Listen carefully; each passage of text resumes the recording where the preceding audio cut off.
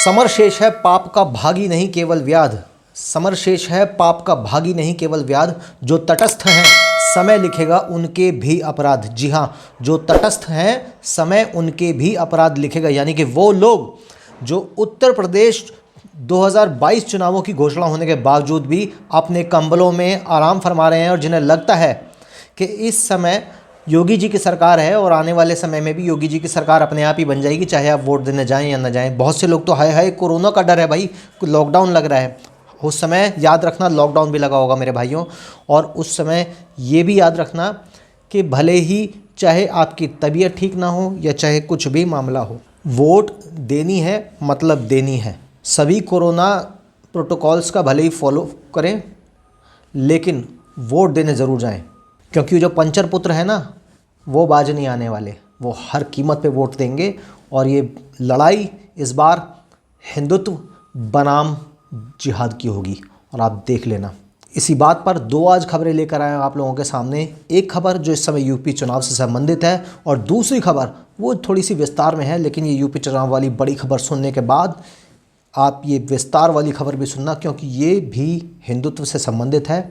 और स्मरण रहे, किसी भी व्यक्ति को अपना इतिहास नहीं भूलना चाहिए, और ये खबर इतिहास से ही संबंधित है। खैर, हम शुरुआत करते हैं अपनी आज की खबर की। उत्तर प्रदेश में खाकी का दामन छोड़कर राजनीति में किस्मत आजमाने वालों में एक और पुलिस अधिकारी असीम अरुण का नाम भी जुड़ गया है। 1994 बैच के आईपीएस अधिकारी असीम अरुण ने शनिवार को डीजीपी मुकुल गोयल को स्वैच्छिक सेवानिवृत्ति योजना यानी कि वीआरएस के तहत अपनी अर्जी सौंपी, और उसके बाद मुख्यमंत्री योगी आदित्यनाथ से भेंट भी करी। माना जा रहा है कि मूल रूप से ग्राम खैरनगर ठठिया कन्नौज के निवासी असीम अरुण अपने गृह जनपद की ही सदर सीट से भाजपा प्रत्याशी के तौर पर विधानसभा चुनाव के मैदान में उतरेंगे। जी हां, अब एक आईपीएस अधिकारी आईपीएस की नौकरी छोड़कर देश सेवा के लिए अब भारतीय जनता पार्टी ज्वाइन कर रहे हैं। उन्हें हॉकफील्ड की टीम से बहुत बहुत बधाइयां। असीम अरुण ने उन्हें 15 जनवरी 2022 से वीआरएस प्रदान किए जाने की मांग करी है। बीते दिनों ईडी लखनऊ के संयुक्त निदेशक राजेश्वर सिंह भी कुछ इसी तरीके से सुर्खियों में आए थे। राजेश्वर ने भी वीआरएस के तहत आवेदन किया था और उनके भी भारतीय जनता पार्टी का दामन थामने की चर्चाएं तेज हो गई थीं। प्रांतीय पुलिस सेवा पीपीएस के 1994 बैच के अधिकारी राजेश्वर सिंह वर्ष 2009 में प्रतिनियुक्ति पर ईडी में गए थे। अब फिलहाल कानपुर के पुलिस कमिश्नर असीम अरुण ने आईजी एटीएस के पद पर तैनात रहने के दौरान लखनऊ की हाजी कॉलोनी में 2017 में आतंकी सैफुल्लाह को मुठभेड़ में मार गिराने वाली टीम का नेतृत्व किया था और काफ़ी सुर्खियां बटोरी थी। तो दोस्तों तुरंत कमेंट में लिखें जय श्री राम। इसके बाद एडीजी 112 के पद पर तैनात रहने के दौरान कोरोना काल में उन्होंने सराहनीय काम किया था। 112 की पीआरवी के जरिए पुलिस ने जिस तरीके से संक्रमण के काल में ज़रूरतमंदों की मदद करी थी, उससे उत्तर प्रदेश में खाकी वर्दी की नई छवि सामने आई थी।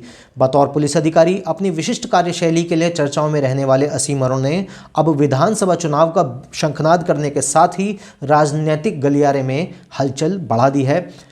उत्तर प्रदेश चुनाव सिर पर हैं और ऐसे में एक आला पुलिस अधिकारी का भारतीय जनता पार्टी के साथ आना एक काफ़ी बड़ी बात है, वो भी ऐसे में जब उनका अभी 9 साल का कार्यकाल शेष है। ऐसे में इतनी बड़ी आईपीएस के पद जो कि हर लोगों का सपना होता है, उस पद को त्यागना, राजनीति में आना, तो कहीं ना कहीं वो एक तो वैसे ही अपनी साफ़ सुथरी छवि के लिए पहचाने जाते हैं। अब ऐसे में यदि वो राजनीति में कदम रखते हैं तो ये एक सराहनीय कदम होगा, और उत्तर प्रदेश की जनता और विशेषकर इनके क्षेत्र कन्नौज की जनता इनको अपने सिर आंखों पर बिठाएगी, और जनमत में भी इसी तरीके से वो आंकड़े नज़र आएंगे। अब आपको बता देते हैं कि पहले भी कई पुलिस अधिकारियों ने और एक बार पीपीएस अधिकारी शैलेंद्र कुमार सिंह ने भी साल 2004 में खाकी का दामन छोड़कर वाराणसी से लोकसभा चुनाव में किस्मत आजमाई थी।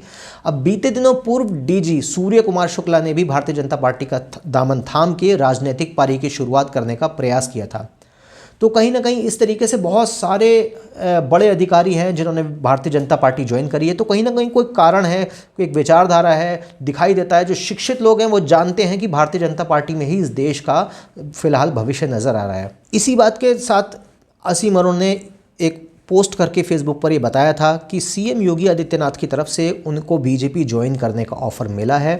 उन्होंने इस बात पर खुशी जाहिर करी थी कि उन्हें इस काबिल समझा गया, वो अब अपना पूरा अनुभव राजनीति में लगाना चाहते हैं। तो ऐसे पुलिस अधिकारियों को हमारी टीम बहुत उनकी प्रशंसा करती है, उनको सराहना करती है। अब बात करते हैं हमारी आज की दूसरी स्टोरी की।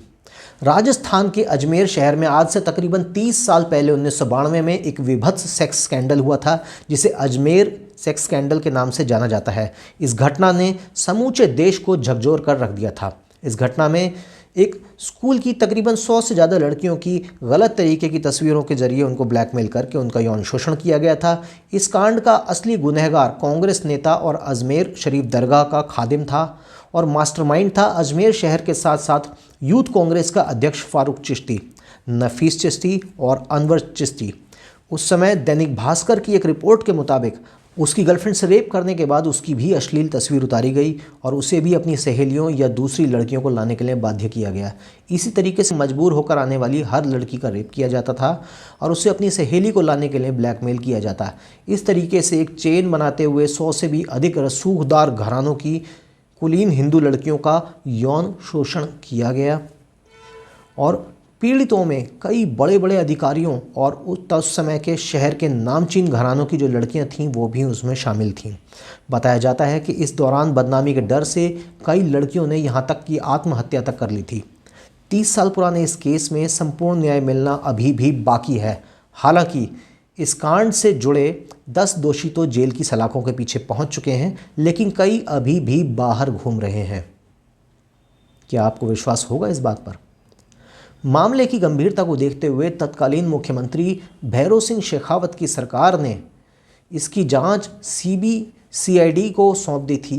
शुरुआत में 18 आरोपितों, जिनमें फारूक चिश्ती तत्कालीन यूथ कांग्रेस का अध्यक्ष, हरीश दुलानी, अनवर चिश्ती तत्कालीन यूथ कांग्रेस का जॉइंट सेक्रेटरी, नफीस चिश्ती तत्कालीन यूथ कांग्रेस का वाइस प्रेसिडेंट, पुरुषोत्तम उर्फ बबली, इकबाल भाटी, कैलाश सोनी, सलीम चिश्ती, सोहेल गनी, अलमास, ज़मीर हुसैन, इशरत अली, मोइजुल्ला उर्फ पुतन इलाहाबादी, परवेज़ अंसारी, नसीम उर्फ टार्जन, महेश लोधानी और इस तरीके के तमाम नामों के लोग इस केस में थे, जिनके खिलाफ जांच शुरू करी गई थी। इस केस में 12 के खिलाफ चार्जशीट दाखिल करी गई थी, जिसमें से 8 दोषियों को उम्र कैद तक की सज़ा सुनाई गई थी।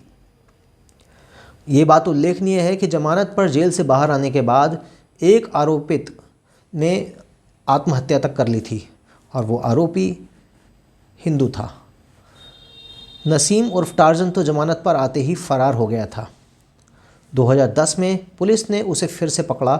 मास्टरमाइंड फारूक चिश्ती को 2007 में सज़ा सुनाई गई थी, लेकिन उसे सीज़ोफ्रेनिया की बीमारी के बाद मेंटल घोषित कर दिया गया।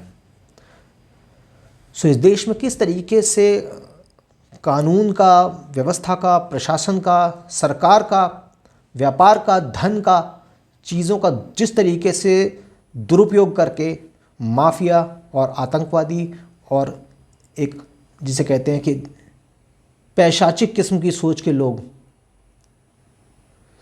इतने सालों से सत्ता में काबिज थे, आज ये समय आ गया है कि ऐसे हर मामले को दोबारा से फाइल से उनकी जांची जाए और बचा हुआ यदि कोई एक भी आरोपी रह गया हो तो उसको सलाखों के पीछे लाया जाए और हर उस तड़पती हुई आत्मा को न्याय मिले जो आज तक न्याय तलाश रहे हैं। अभी के लिए केवल इतना ही। जय हिंद, जय भारत, नमस्कार।